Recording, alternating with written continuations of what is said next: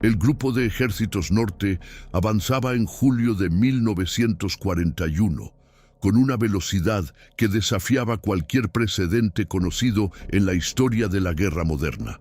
Desde las líneas de partida en Prusia Oriental y el territorio recientemente anexado de Memel, las columnas blindadas alemanas habían cruzado el río Niemen, atravesado Lituania y penetrado profundamente en el territorio soviético de los estados bálticos, en un plazo que los propios planificadores del Oberkommando der Wehrmacht consideraban optimista.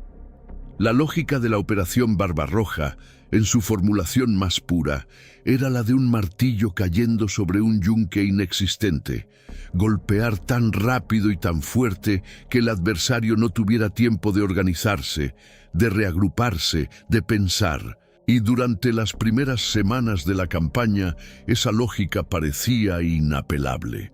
El Grupo de Ejércitos Norte, bajo el mando del Feldmariscal Wilhelm Ritter von Lepp, tenía ante sí un objetivo de claridad meridiana: Leningrado, la segunda ciudad de la Unión Soviética, la cuna de la Revolución de Octubre, el símbolo viviente del poder soviético en el noroeste. Para alcanzarla, von Lepp disponía del cuarto grupo Panzer, comandado por el coronel general Erich Hobner, una formación blindada de primera categoría, compuesta por el 41ª y el 56º Cuerpos Panzer. Era precisamente este último, el 56º Cuerpo Panzer, el que iba a convertirse en el protagonista involuntario del primer fracaso operativo serio del ejército alemán en el frente oriental, y lo haría de una manera que ningún analista de Berlín hubiera predicho en los días eufóricos del 22 de junio de 1941. El comandante del 56º Cuerpo Panzer era el general der Infanterie Erich von Manstein, un oficial de Estado Mayor de reputación brillantísima, el arquitecto intelectual de la hoz de Oz que había destrozado las fuerzas aliadas en Francia durante la primavera de 1940. Von Manstein era por cualquier criterio objetivo uno de los mejores operadores militares de su generación. Comprendía la guerra de maniobra en un nivel casi instintivo. Percibía los espacios vacíos en la disposición enemiga y sabía cómo explotarlos antes de que el adversario pudiera corregirlos. Fue precisamente esa brillantez la que, en las selvas y pantanos de la región de Novgorod, comenzó a trabajar en su contra.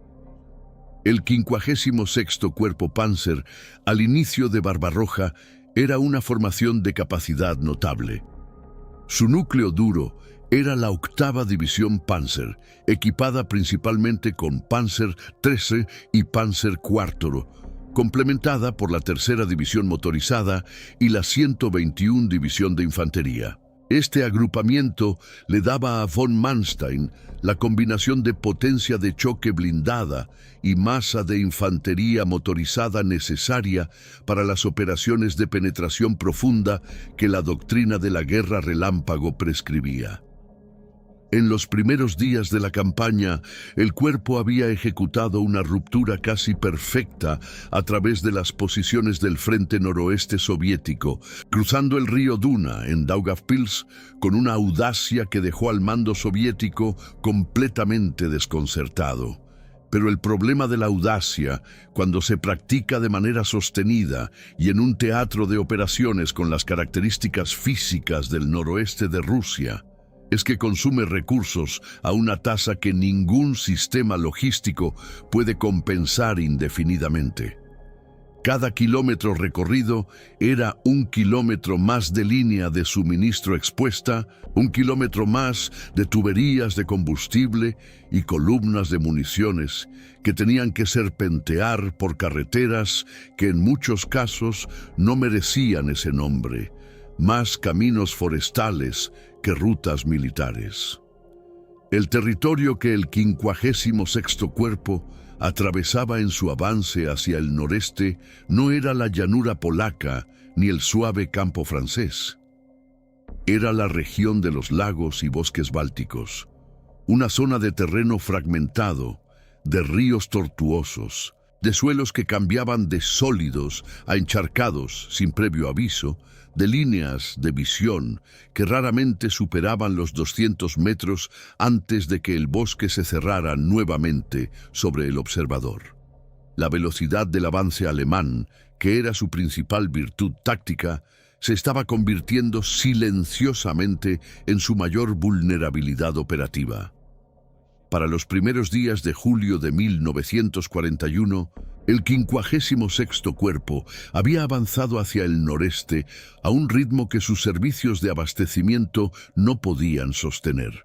La distancia entre la punta de lanza blindada, donde los tanques de la 8ª División Panzer presionaban hacia adelante, y los batallones de infantería no motorizada que debían consolidar el terreno conquistado, se había convertido en un abismo operativo.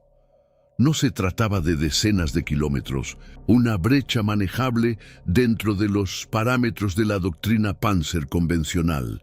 Se trataba de una distancia que en ciertos tramos superaba los 100 kilómetros.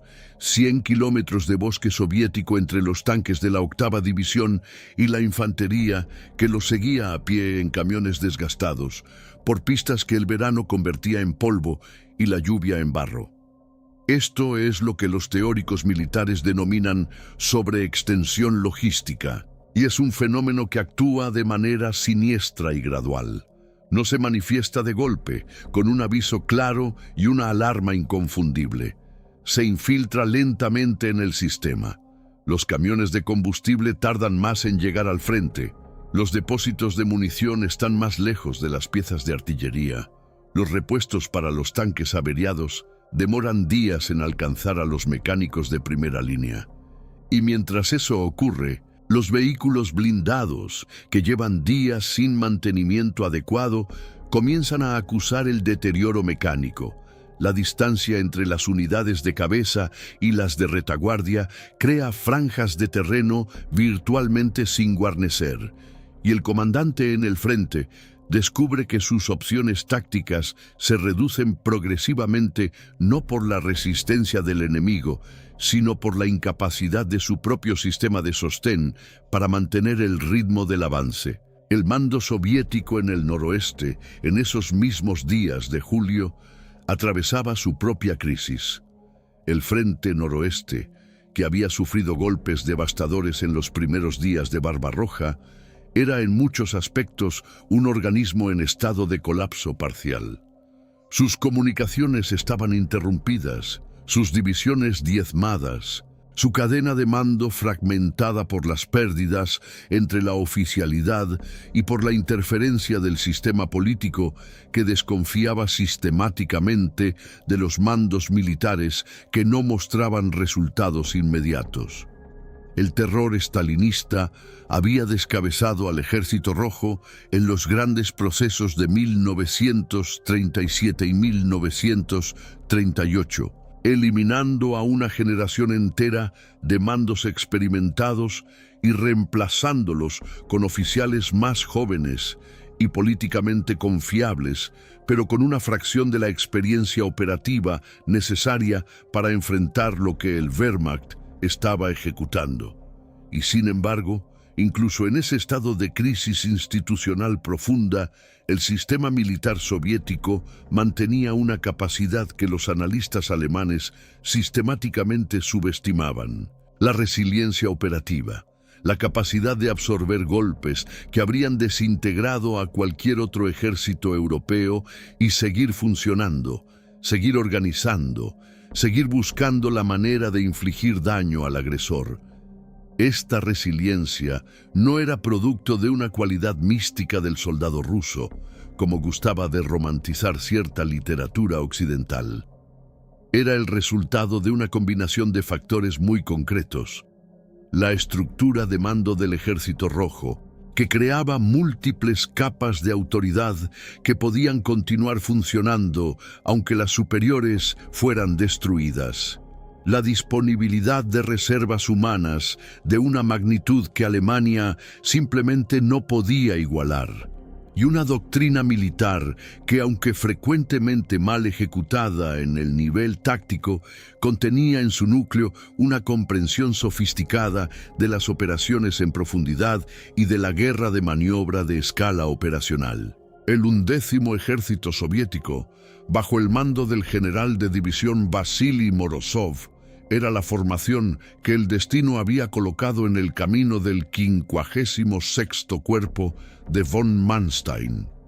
Morozov era un oficial que había sobrevivido a las purgas de finales de los años 30 del siglo XX, lo que por sí solo decía algo de su habilidad para navegar en las aguas traicioneras del sistema soviético. Su ejército estaba integrado por varias divisiones de fusileros, unidades de caballería y algunos elementos blindados, una combinación heterogénea de formaciones con distintos niveles de equipamiento y entrenamiento. No era una fuerza de primera línea en el sentido que los planificadores alemanes habrían reconocido. Pero Morozov tenía algo que compensaba muchas deficiencias materiales. Comprendía el terreno en el que operaba y estaba dispuesto a aprovecharlo. La región alrededor de Soltsi, una pequeña ciudad al sur del lago Ilmen, en la región de Novgorod, era un territorio que favorecía estructuralmente al defensor y penalizaba al atacante móvil. El paisaje era una combinación de bosque denso de coníferas, zonas pantanosas que aparecían sin previo aviso entre la vegetación, y un sistema de ríos y riachuelos que cortaban el terreno en múltiples direcciones. El río Shelon y sus tributarios creaban una red hidrográfica que limitaba severamente los ejes de movimiento disponibles para las formaciones mecanizadas. Los puentes en este tipo de terreno no eran simplemente conveniencias logísticas, eran cuellos de botella operativos de importancia crítica. Un puente destruido en el noroeste ruso no significaba un desvío de 2 kilómetros. Podía significar la inmovilización de una columna blindada entera durante horas o días, mientras los ingenieros trabajaban para cruzar un obstáculo que el terreno convertía en mucho más difícil de lo que los mapas sugerían. Von Manstein, impulsado por la lógica del avance continuo, que era el principio rector de la guerra relámpago, presionó a la 8ª División Panzer hacia adelante a través de este terreno. El comandante de la división, el general de división Erich Brandenberger, ejecutó las órdenes con eficiencia profesional, pero incluso dentro de la cadena de mando alemana comenzaban a surgir dudas sobre la prudencia del avance. Los informes de reconocimiento indicaban que los flancos del cuerpo estaban expuestos, que las unidades soviéticas que habían sido golpeadas y dispersadas en enfrentamientos anteriores no habían sido destruidas, sino simplemente desplazadas hacia los bosques, donde podían reorganizarse fuera del alcance visual de la aviación de reconocimiento y el alcance físico de la infantería alemana. Pero la doctrina de la guerra relámpago era implacable en su lógica. La velocidad era protección. El movimiento continuo era la mejor defensa contra el contraataque enemigo. Detenerse era peligroso. Solo el movimiento hacia adelante garantizaba la iniciativa. Esta lógica era válida en las condiciones para las que había sido diseñada, las llanuras de Europa Occidental, donde la velocidad podía mantenerse con cierta consistencia y donde las líneas de suministro, aunque sometidas a presión, podían funcionar sobre la infraestructura vial heredada de décadas de desarrollo económico. En los pantanos del noroeste ruso, en el verano de 1941, la lógica comenzaba a mostrar sus límites. La 8ª División Panzer alcanzó las proximidades de Soltsi a mediados de julio de 1941, habiendo recorrido una distancia considerable desde sus posiciones anteriores. Sus elementos blindados de punta habían cruzado el río Shelon y establecido una cabeza de puente al norte del río, presionando en la dirección general de Novgorod, con Leningrado como objetivo final en el horizonte operacional. Pero en ese momento, la división se encontraba en una situación que cualquier analista objetivo habría calificado de precaria. Sus tanques llevaban días operando al límite de su autonomía logística. Los depósitos de combustible estaban peligrosamente bajos. La munición de artillería, especialmente los proyectiles de 75 milímetros para los cañones de los Panzer IV, era escasa. Los vehículos de mantenimiento se habían quedado atrás en los atascos de las carreteras forestales.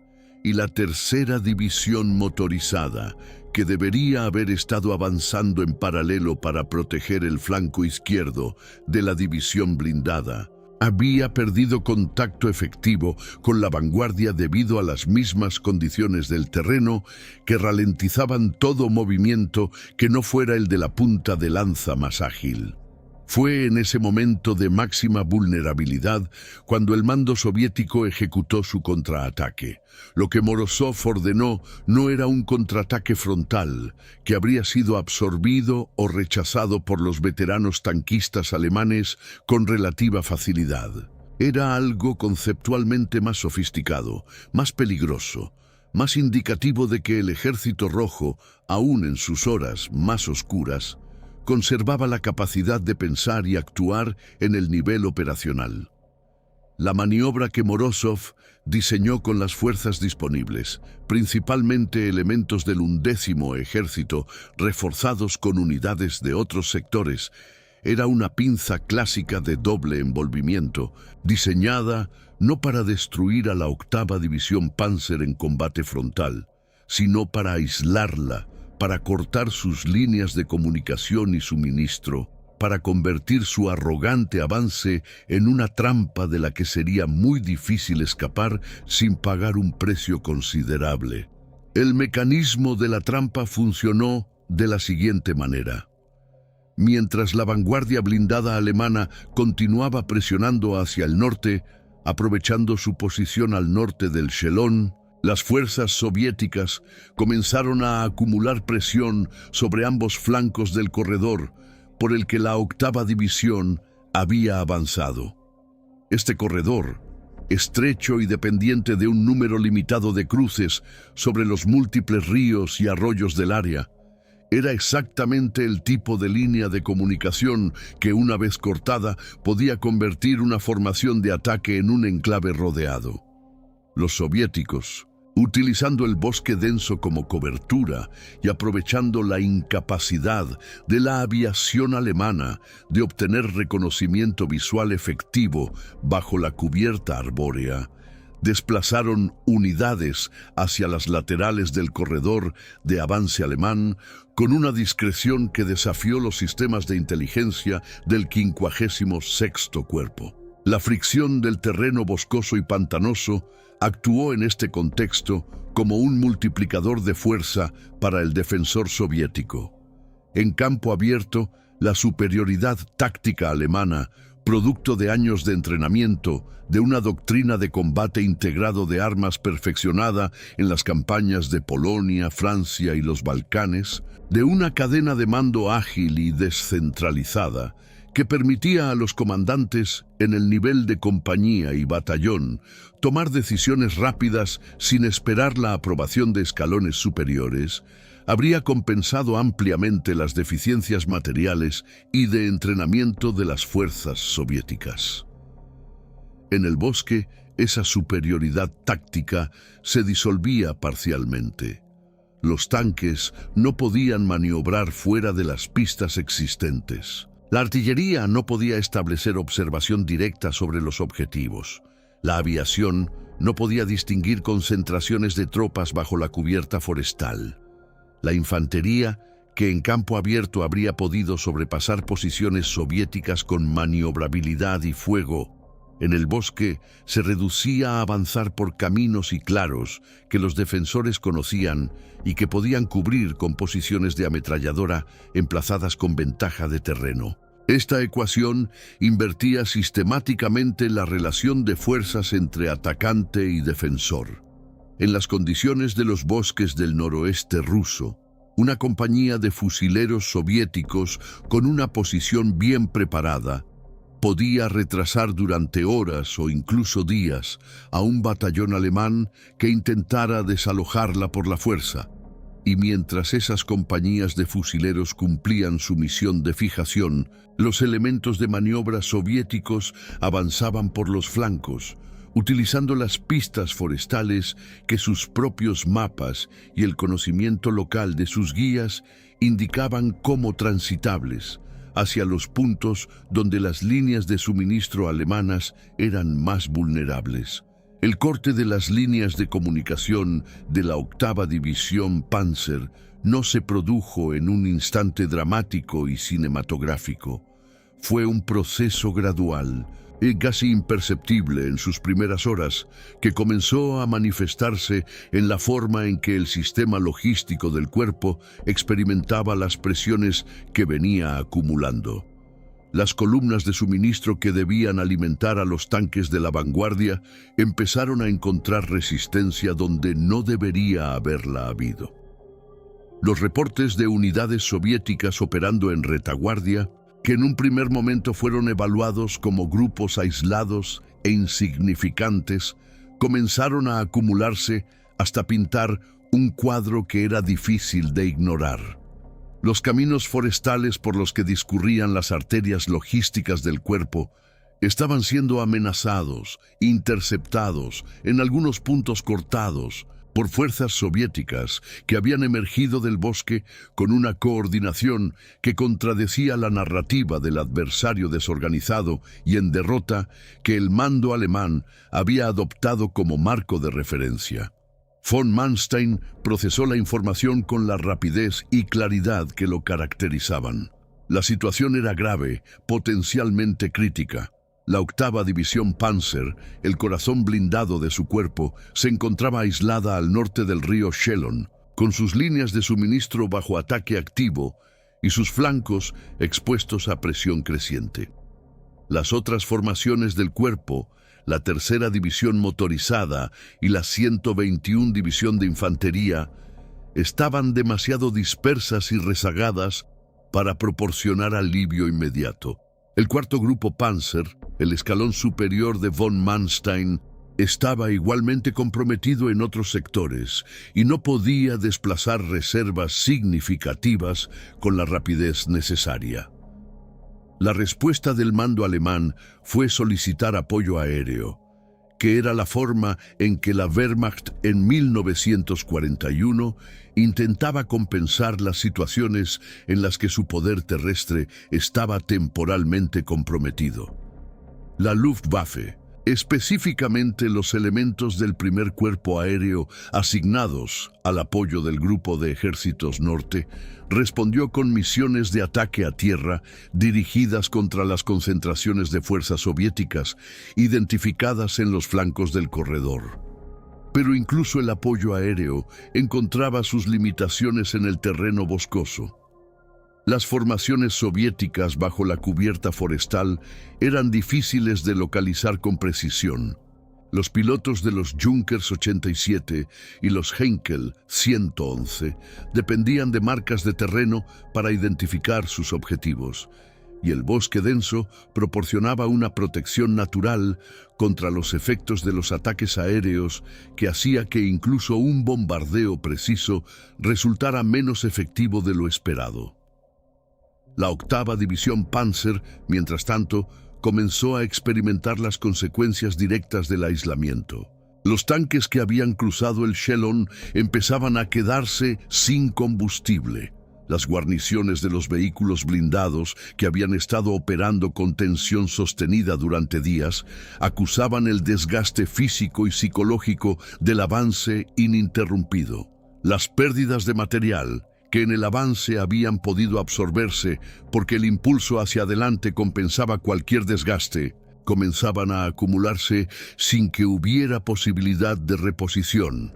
Los mecánicos de los talleres de campaña trabajaban sin descanso, pero carecían de las piezas de repuesto que habrían necesitado para mantener operativos los vehículos que el terreno y el combate habían averiado.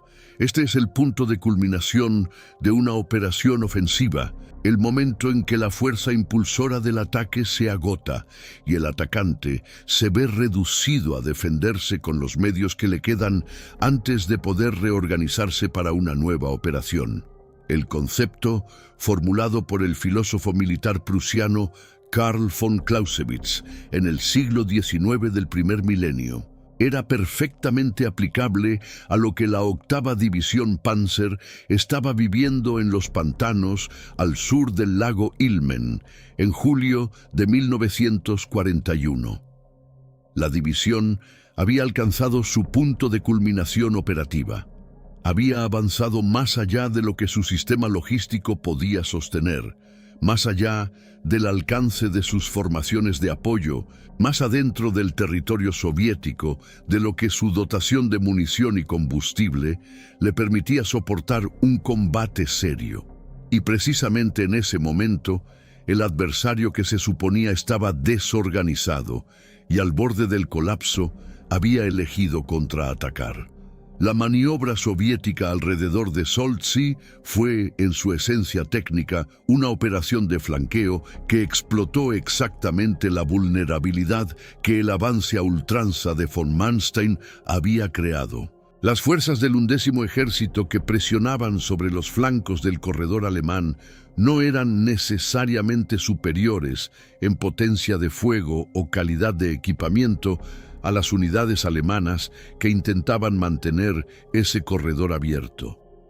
Pero operaban con la ventaja del iniciador del contraataque, con el terreno a su favor, con líneas de comunicación internas que eran más cortas que las de las fuerzas alemanas que intentaban reaccionar, y con el tiempo de su lado, porque cada hora que pasaba sin que el suministro llegara a los tanques de la vanguardia era una hora que la 8ª División Panzer se acercaba más a la inmovilización total.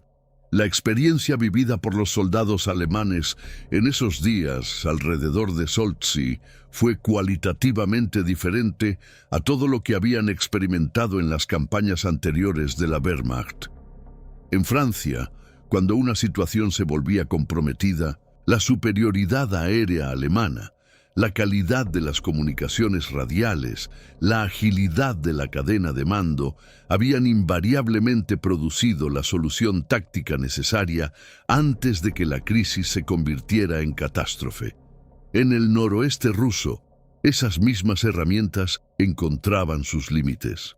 Las radios funcionaban con dificultad en el terreno boscoso, donde la vegetación densa absorbía y dispersaba las señales electromagnéticas. La aviación no podía ser tan efectiva como en campo abierto, y la cadena de mando, ágil y eficiente en condiciones normales, se enfrentaba a situaciones donde la información disponible era fragmentaria, contradictoria e insuficiente para permitir la toma de decisiones con la rapidez que la situación demandaba. Los soldados de infantería de la 3ª División Motorizada, que intentaban avanzar a través del bosque para aliviar la presión sobre la 8ª División Panzer y reabrir las líneas de comunicación, describían en sus cartas y diarios un tipo de combate que no se parecía en nada a la guerra que habían aprendido en los manuales y practicado en las maniobras previas a Barbarroja. Era una guerra de emboscadas en caminos forestales, de ametralladores soviéticos emplazados en posiciones que solo se revelaban cuando la primera fila de la columna en marcha caía. Era el mundo donde el mapa no correspondía a la realidad, donde un camino marcado como transitable se convertía en una trampa de barro que inmovilizaba los vehículos pesados. Era el mundo donde la visibilidad se reducía a los 2 o 3 metros que el sotobosque permitía, donde el sonido era el único sentido útil para detectar al adversario, y donde el adversario resultaba ser notablemente competente para moverse en ese entorno que era su propio terreno. El Ejército Rojo de 1941 tenía problemas graves, reales e innegables. Su doctrina era aplicada con frecuencia de manera rígida y mecánica que no respondía a las realidades del combate en tiempo real. Su sistema de mando y control era vulnerable a las interrupciones que el avance alemán provocaba sistemáticamente.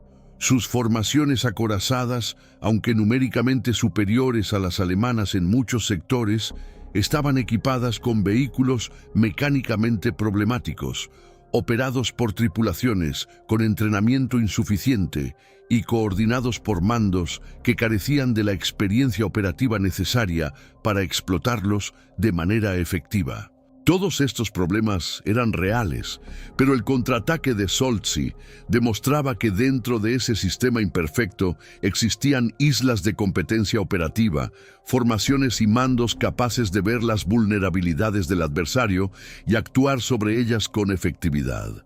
Morozov identificó la sobreextensión del 56º Cuerpo, no porque tuviera acceso a inteligencia sofisticada o a sistemas de reconocimiento avanzados, sino porque entendía los principios fundamentales de la logística militar y porque el terreno que tenía frente a sí le decía, con la elocuencia muda de los pantanos y los bosques, que ningún sistema de suministro podía funcionar de manera efectiva a través de esas condiciones a la velocidad que los alemanes intentaban imponer.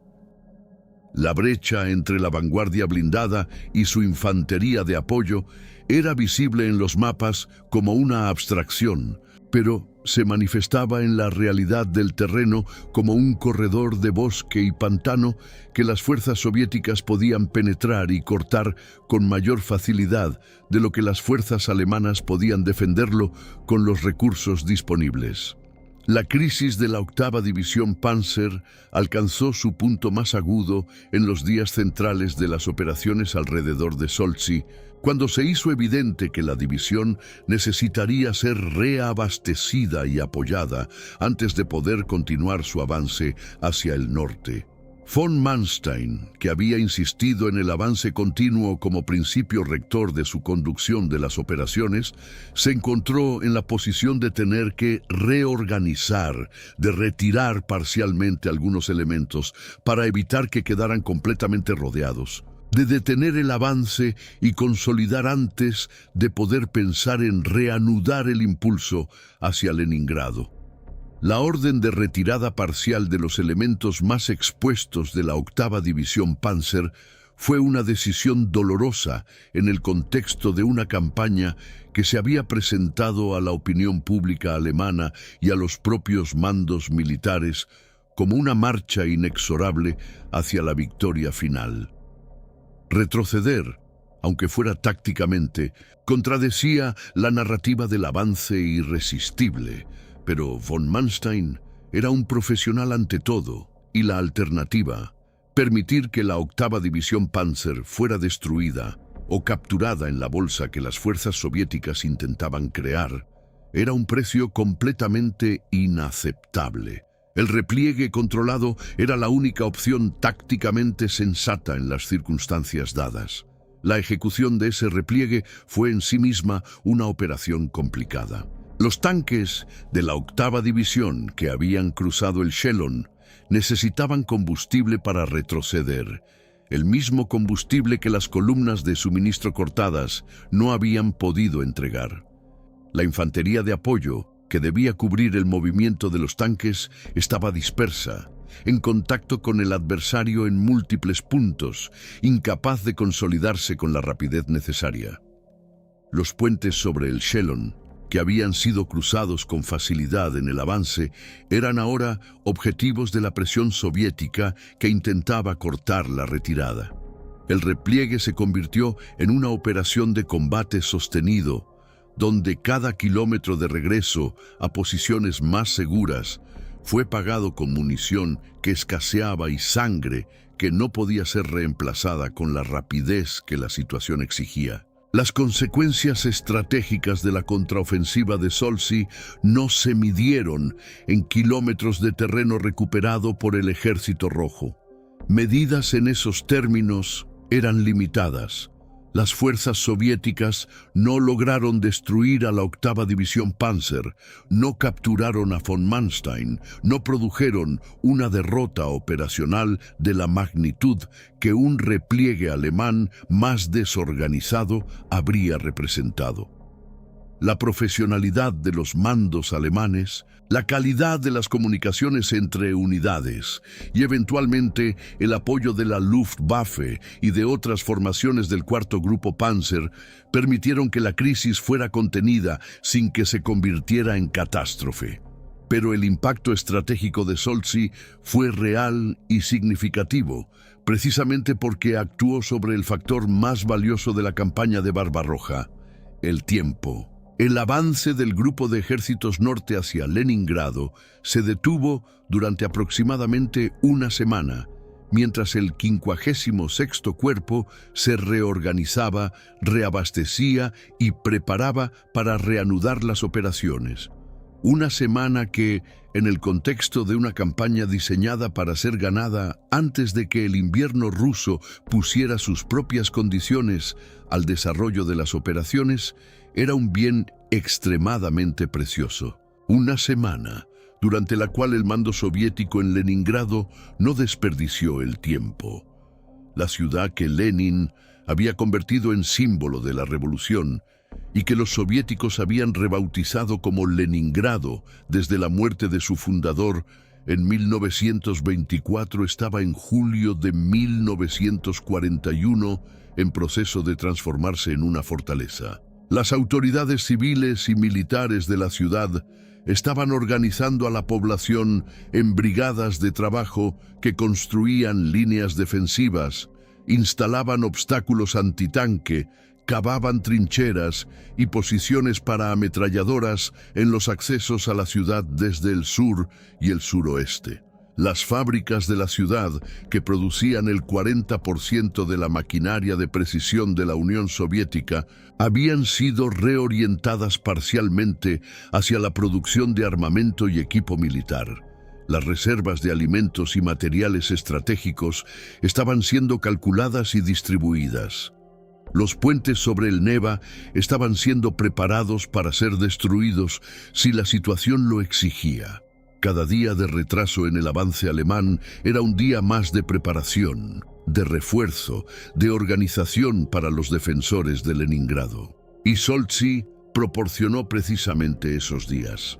La semana que el 56º Cuerpo necesitó para recuperarse del golpe soviético fue la semana en que las defensas de Leningrado dieron un salto cualitativo en su profundidad y solidez. No fue el único factor, ni el más importante en términos de la escala temporal completa del asedio que se avecinaba. Pero en el margen crítico de las operaciones de julio y agosto de 1941, cuando la ciudad era más vulnerable a una captura rápida antes de que sus defensas se consolidaran, los días ganados en Solzhenitsyn tuvieron un peso que sus consecuencias posteriores pondrían de manifiesto. Existe otro nivel de significado en la contraofensiva de Solzhenitsyn que trasciende el análisis operativo inmediato. Es el que corresponde a lo que el episodio revelaba sobre la naturaleza real del conflicto que Alemania había elegido iniciar. La Operación Barbarroja había sido diseñada sobre la base de una serie de suposiciones que eran incorrectas en grado diverso.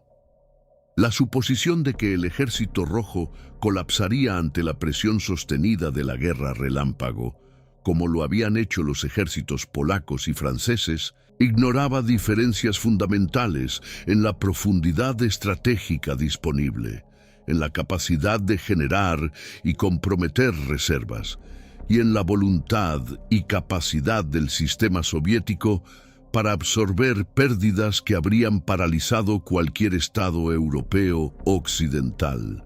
La suposición de que la superioridad táctica alemana, real e innegable en muchos dominios, podría compensar indefinidamente las ventajas de fuerza y terreno que el Ejército Rojo poseía, Ignoraba que las ventajas tácticas tienen su propio punto de culminación cuando se aplican en condiciones suficientemente adversas, y la suposición que Solzhenitsyn ponía más directamente en cuestión era la de que el adversario soviético era en términos operativos incapaz de maniobras complejas.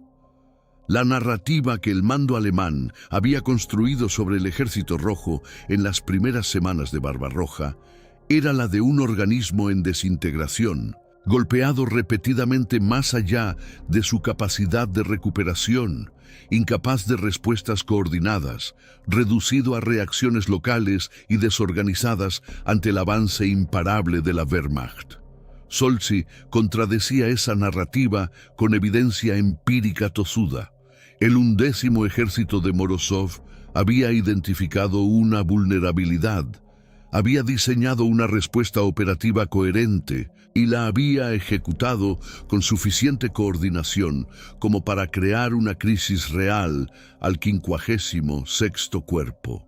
No perfectamente, no con la eficiencia que habrían demostrado los mismos mandos con más recursos y mejor entrenamiento, pero suficientemente bien como para que los tanques de la 8ª División Panzer se detuvieran al sur del lago Ilmen en lugar de continuar hacia Leningrado. El impacto psicológico del episodio sobre von Manstein fue, según sus propios escritos posteriores, significativo aunque contenido. Era un hombre con demasiada disciplina intelectual para caer en la trampa del pánico o la negación. En sus memorias, escritas después de la guerra, reconoció abiertamente la dificultad de la situación y la calidad de la respuesta soviética, aunque con la cautela habitual de un oficial alemán de su generación, que escribía en el contexto de la derrota total de Alemania y la necesidad de establecer narrativas históricas que preservaran la reputación de la Wehrmacht y de sus mandos frente a la catástrofe. Lo que Solzhenitsyn le mostró, en cualquier caso, fue que el adversario al que se enfrentaba en el este no era un adversario que pudiera ser derrotado simplemente con el impulso y la velocidad que habían funcionado tan brillantemente en el oeste de Europa. Requería algo más: atención constante a la logística, cuidado en la protección de los flancos, respeto a las capacidades de recuperación de un enemigo que podía ser golpeado con fuerza brutal, y aún así encontrar la manera de contraatacar con efectividad cuando las condiciones lo favorecían. Para los historiadores militares que han estudiado este período con la distancia que proporcionan los decenios posteriores y el acceso a los archivos de ambos bandos, la contraofensiva de Solzhenitsyn ocupa un lugar peculiar en la historiografía de Barbarroja. No es Stalingrado, no es Kursk, no es ninguna de las grandes batallas que definieron los puntos de inflexión estratégicos de la guerra en el frente oriental. Es un episodio de escala operativa media, librado en un rincón remoto del Teatro Norte, con consecuencias que fueron contenidas antes de que se convirtieran en catastróficas para el bando alemán. Y sin embargo, es precisamente esa característica de contención lo que lo hace analíticamente interesante. Muestra que la resiliencia soviética no era un fenómeno que apareció súbitamente en Moscú en diciembre de 1941 o en Stalingrado a finales de 1942. Estaba presente desde las primeras semanas de la guerra, en formaciones que se encontraban en el caos y la crisis, en mandos que operaban con información incompleta y recursos insuficientes. Era una resiliencia que el adversario alemán, cegado por el éxito de sus primeras semanas y convencido de que el colapso del sistema soviético era inminente, no percibía con la claridad que hubiera sido necesaria para planificar apropiadamente las operaciones que seguirían. La semana perdida en Solzhenitsyn se sumó a las otras demoras que la campaña del Grupo de Ejércitos Norte fue acumulando a lo largo del verano de 1941.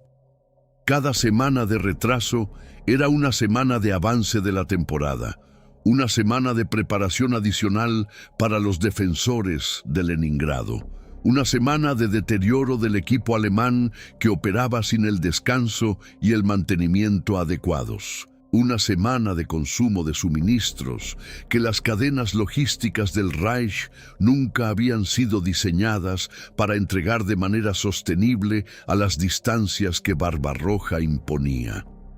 El cerco de Leningrado, que finalmente comenzó a formarse en septiembre de 1941, no pudo convertirse en la conquista de la ciudad que el plan original de Barbarroja contemplaba.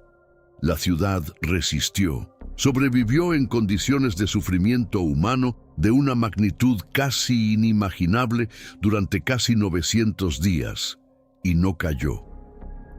Las semanas perdidas en episodios como Solzhenitsyn son parte de la explicación de por qué. El análisis final de la contraofensiva de Solzhenitsyn debe resistir dos tentaciones simétricas.